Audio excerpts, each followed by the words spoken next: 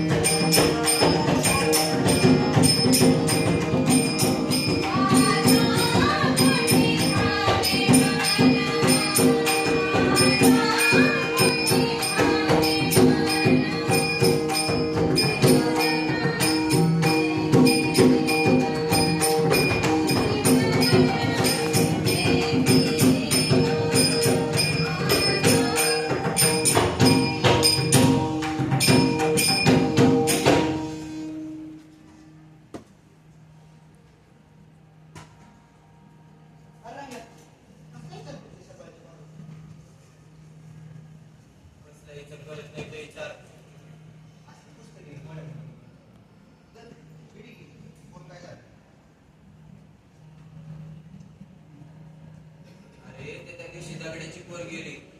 एवढा पैसा लावला दगड्यांना, पण त्याला यश काय आलं नाही बघ.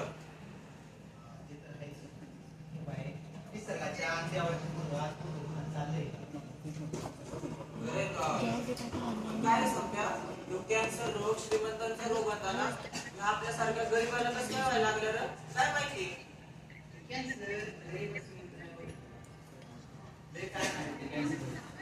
वातावरण बिघडलं.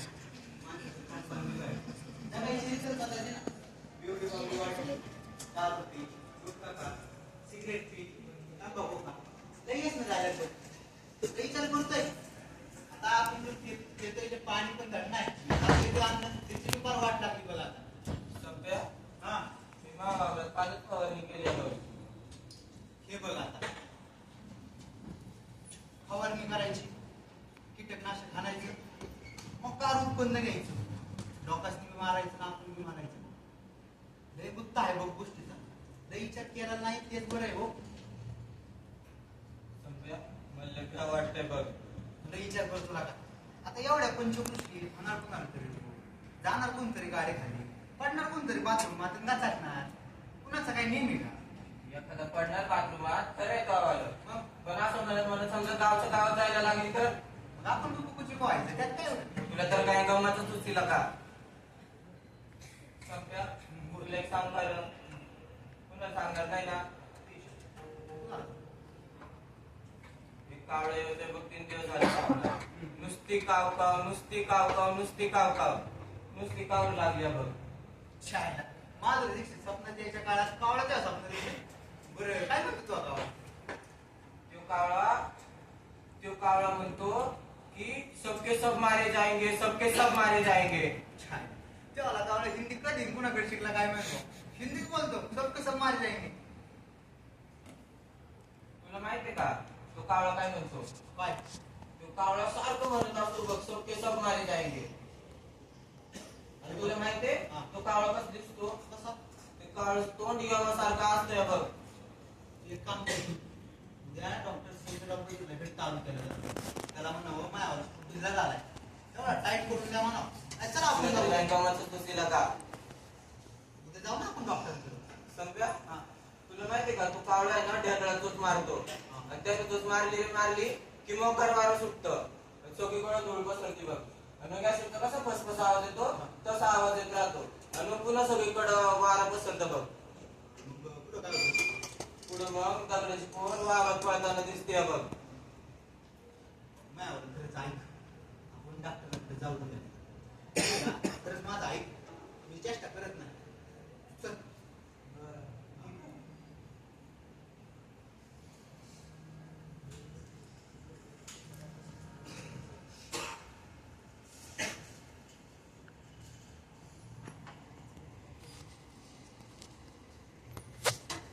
डॉक्टर, काय या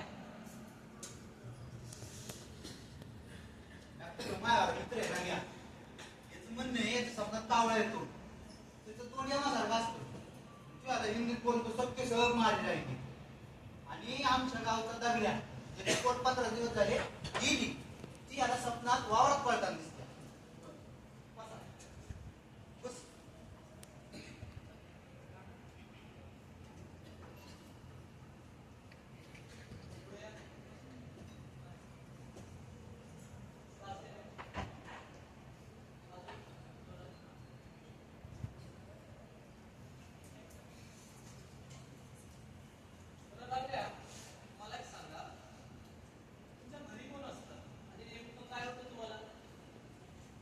मी, माझी बायको आणि माझी पोरगी एवढं जास्त बघा घरी. त्यानं सांगितलं तसंच लय कलकल करते बघा डोसकर.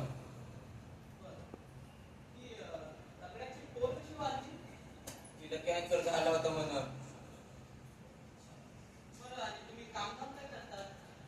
आम्ही काय करणार डॉक्टर? गावचा जर पूर्ण आईने जमीन बसते या.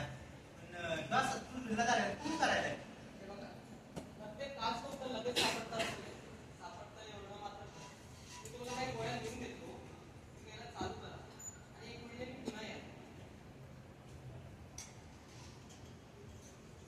डॉक्टर किती झाले तुझे?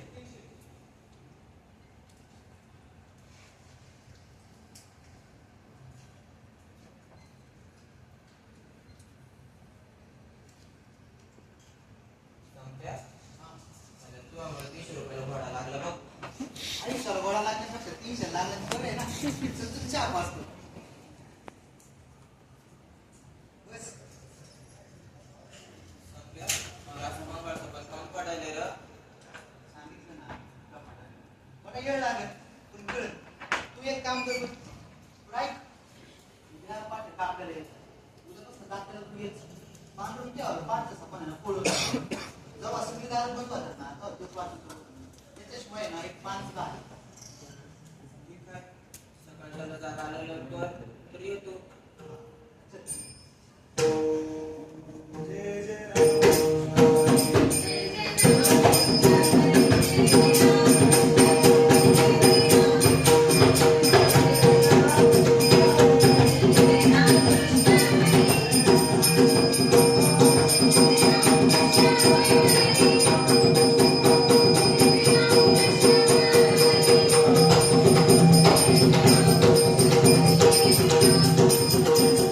Thank you.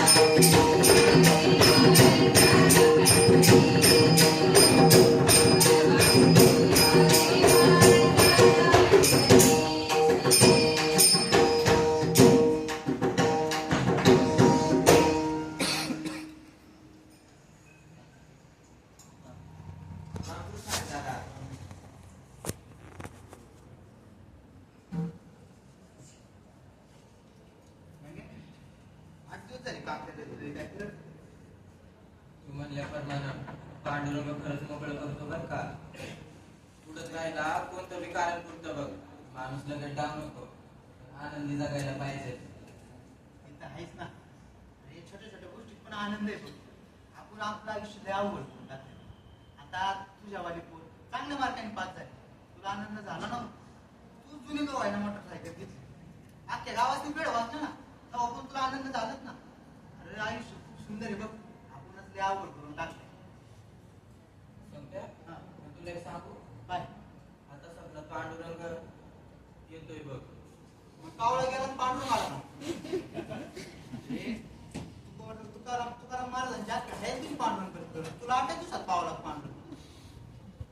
समजा हा तुला माहितीये पांडुरंग स्वप्नात येऊन आहे ना पाऊस पाडतो आणि अख्खा वावर ऍसिड सारखं फसफसत असतंय बघ. अरे हे ऍसिड काय माय पाठ सोडा ना भाऊ. बरं ते जाऊ दे, आपल्याला डॉक्टरकडे जायचे, तू तयार राहा. हा. चल.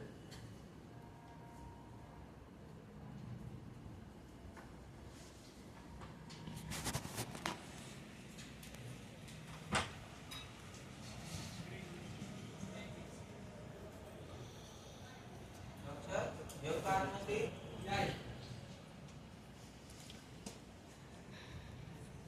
डॉक्टर थोडा फरक पडणारा गेला. आता कावळा नाही तुमच्या पांढरून येतोय आणि पाऊस पडतोय आणि ते ऍसिड सारखं वावर फसफसत राहतं.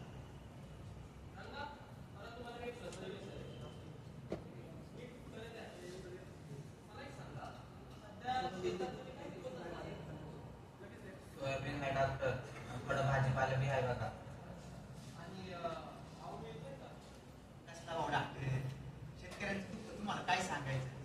जेव्हा पिकांना पाऊस पाहिजे तेव्हा पाऊस पडत नाही, जेव्हा नेमकी पिकं सोगायला येतात तेव्हा बेदम पाऊस पडतो. अख्खा सुपडा साफ होतोय बघा. कधी जर निसर्गाने आमच्यावर दयामाया दाखवली तर हे पीक हमी हे तर काय कामाला येतच नाही. पण जर निसर्गाने कधी आमच्यावर दाखवलं दया, तर निधानात त्यांनी तर चिन्ह हराम करून टाकलंय बघा. असं तुम्हाला सांगून काय फायदा. हा त्याला काय झालं तेवढं सांगा.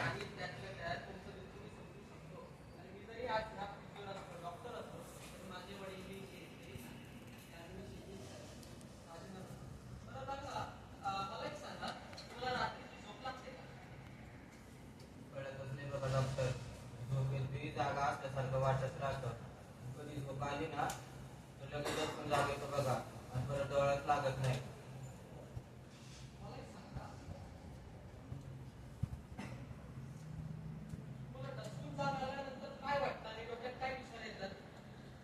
काहीच कळत नाही बघा डॉक्टर.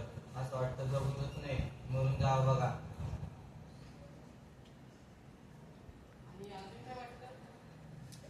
असं वाटतं रात्रीला जर माझ्या बायकोला नाही तर माझ्या पोरीला जर काय झालं तर डॉक्टर मी कॅन्सरने मेलो तर.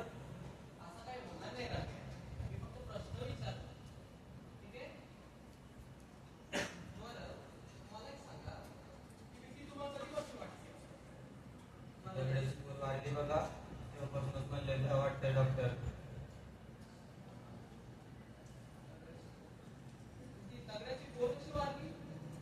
तिला कॅन्सर झाला होता म्हणा. काहीच कळलं नाही बघा डॉक्टर. हो डॉक्टर, ती काहीच बोलत नाही बघा. नाही डॉक्टर.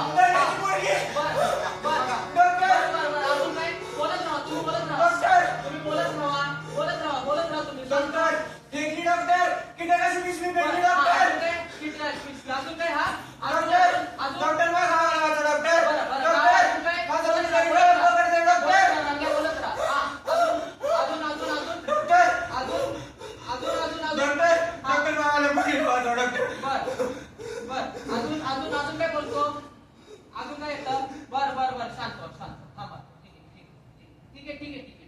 बस. बस नीट बस बस. नीट बस. नीट बस.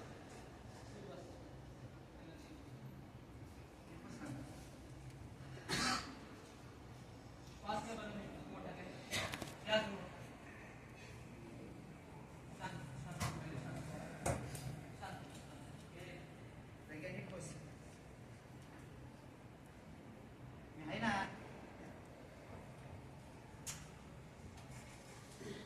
डॉक्टर काय करू? उपाय करा. त्यांना एक खरं बोलू तर त्यांना खूप भीती वाटते. मी लास्ट टाइम पण विचारलेलं त्यांना आपल्याशी बोल प्रॉब्लेम त्यांना त्या भीती बसते. आता मला एक सांगा, तुम्ही रात्री जास्त उठता तर तुम्हाला असं होतं का? मी असं का करतो? आणि त्यांच्या मेंटल कंडिशनमध्ये जे काही त्यांच्यासोबत घडलंय, ते गावासोबत घडलंय, सगळ्याच्या पोळीसोबत घडलंय, त्यांनी त्यांना खूप त्रास दिला आणि ते ओव्हर थिंकिंग करून किंवा जास्त विचार करून त्या सिच्युएशनमध्ये स्वतःला वाचवतात. त्याच्या जागेवर माझी पोरगी असते तर, त्याच्या जागेवर मी असतो, माझं गाव असतं, त्यामुळे त्याची ती परिस्थिती झालेली आहे. पण त्यातल्या त्यात आपण असं काय करू शकतो, त्यांना एकटं सोडू नका.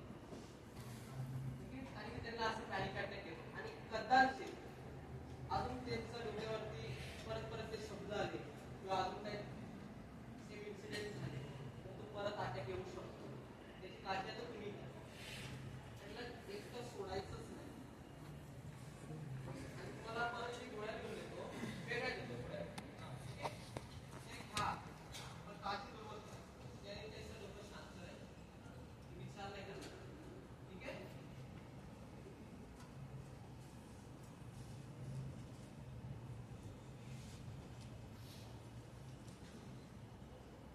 इथे मी डॉक्टर. येऊ का? सांगायचं?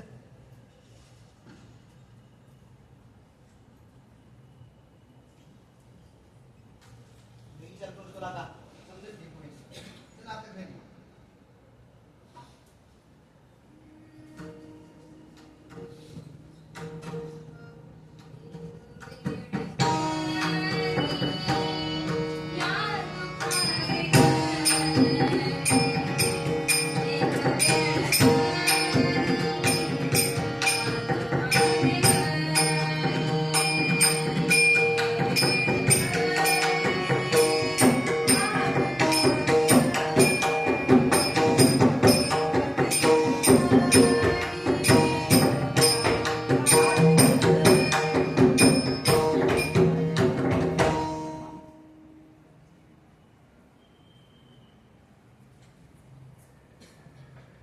चहा घ्या, चहा.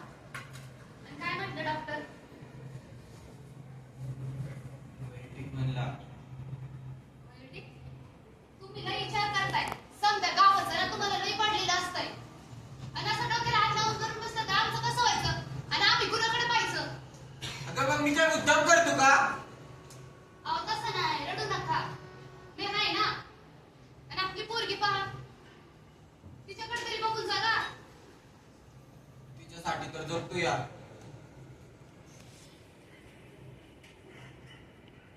अहो घरी मला तुम्हाला काही सांगायचं होतं. तुम्हाला तर माहिती आहे आपली पोरगी अभ्यासात किती हुशार आहे.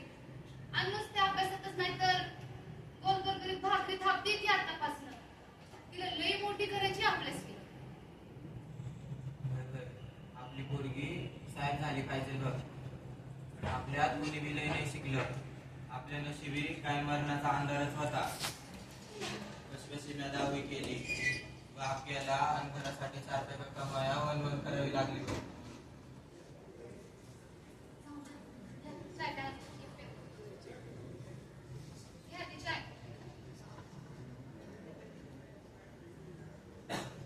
जाऊन दे ना. पडा बरं शांत. पडा. केलं ना आपण बी कष्ट. काढलेत ना आपण बी दिवस.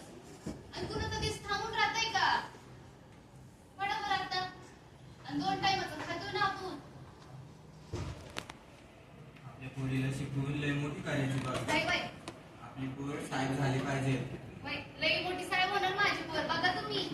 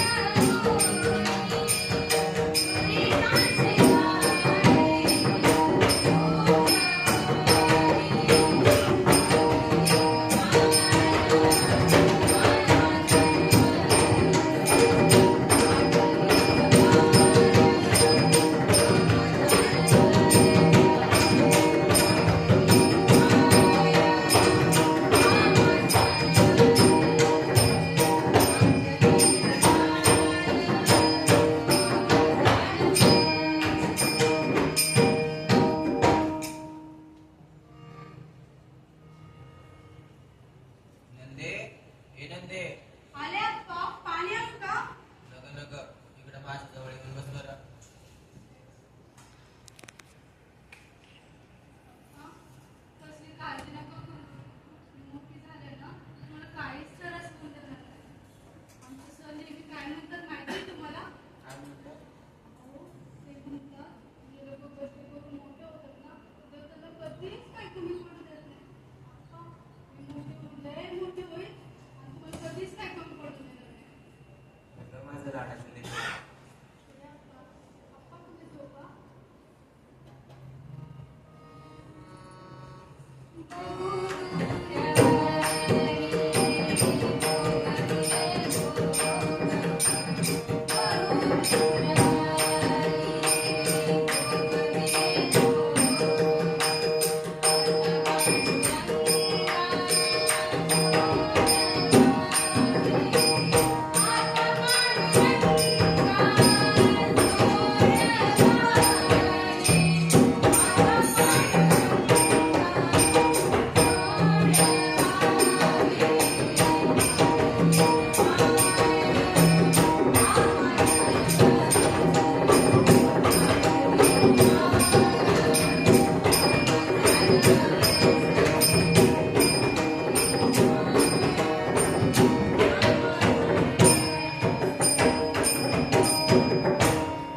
नग नग तू तुझा जाणं अभ्यास कर बरं. होय आप्पा. रासायनिक खतांचे दुष्परिणाम. रासायनिक खतांचा अतिवापर माती, पाणी आणि पर्यावरणावर गंभीर परिणाम होतात. मानवी आरोग्यावर होणारे परिणाम. क्रमांक 1 अन्नविषबाधा. रासायनिक खतांचा वापर केल्यामुळे पिकांमध्ये विषाणू द्रव्य जमा होऊ शकतात. अन्नविषबाधा होण्याची शक्यता असते. क्रमांक 2 कॅन्सरचा धोका. काही अभ्यासकांच्या मतानुसार रासायनिक खतांचा अतिवापर कॅन्सर सारख्या गंभीर आजारांचा धोका वाढवू शकतो. Number 3 acid